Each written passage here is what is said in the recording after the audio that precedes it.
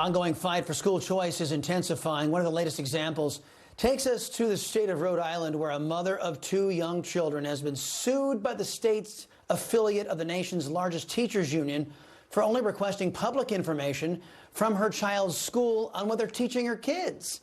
Joining me now is mother Nicole Solas. Also joining us is the Director of Education Policy at the Goldwater Institute, Matt Beienburg. Welcome to you both. Nicole, we'll begin with you. The union sued you back in August after you made hundreds of requests for public information records. Where's your case stand right now?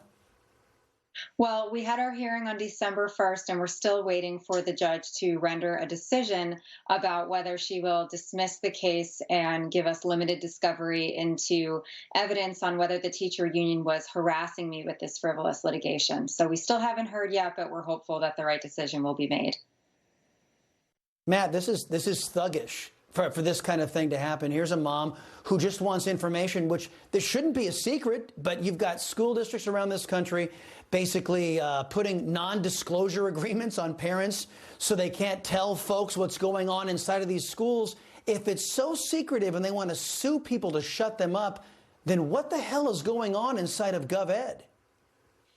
Yeah, it's a great question, and we do see attacks on parents all over the place, right? We had that infamous letter now from the School Boards Association, the administration, basically equating parents with domestic terrorists and really treating parents like Nicole as enemies as opposed to partners who are working on behalf of their kid. We're seeing politics infused in the classroom.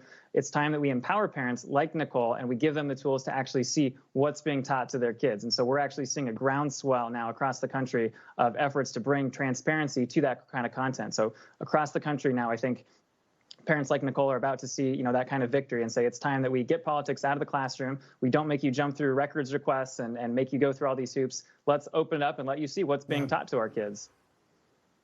Well, Nicole, you wouldn't be having these problems if Republicans and Democrats actually gave you school choice. If you had the power of the purse and these left-wing administrators, these unions relied upon your goodwill for the money that they get, then they wouldn't be suing you and they wouldn't be trying to bully you right now. Let me ask you a question. Will you support any politician who doesn't support school choice? Absolutely not. I mean, the success of my children depend on their school, and it depends on their school to have academic transparency first and foremost. To begin with, we need to know what they're learning, and then we need to decide if we want our kids to be learning the specific materials that they're teaching them in their school. If we don't want them teaching that, then we should have the ability to bring our children to another school using our tax dollars, because we need to fund students instead of systems.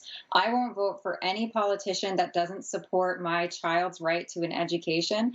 And I really hope that politicians are hearing parents loud and clear, because we've already seen in Virginia that we support politicians that support parents and children. So they need to be making the right choice in this next upcoming election. Yeah, Matt, and you know what? These people in GovEd will tell you that their number one priority is this failed system. They'll actually tell you, oh no, we must protect government education. The kids don't even come into the conversation. So let me ask you, what are you doing? What is your organization doing to promote school choice? And how can parents get involved if they believe that the money should follow the child, not failed institutions like GovEd? Yeah, we're taking a multi-pronged approach, both fighting on behalf of school choice, making sure that the existing programs that we're extending eligibility for that so that families have that chance to take their resources and go to a school that works for them. And also, as Nicole alluded to, we've pioneered this idea of academic or curriculum transparency so that parents can see when they're looking to make a decision about where they want to enroll their kid, and they can see which schools are pushing things like the 1619 project and which are pushing actual real academic content. And so that kind of thing is what, we're seeing so much momentum around the country. We're happy to be helping to lead the charge on that, and so excited to be partnering with parents like Nicole to make that happen. Yeah, this program is probably one of the few leading the charge to give parents a voice, and the power of the purse is the biggest voice the parents deserve in this country. Matt Beienburg, Nicole Solas, thank you very much, guys. Appreciate the time. Coming up.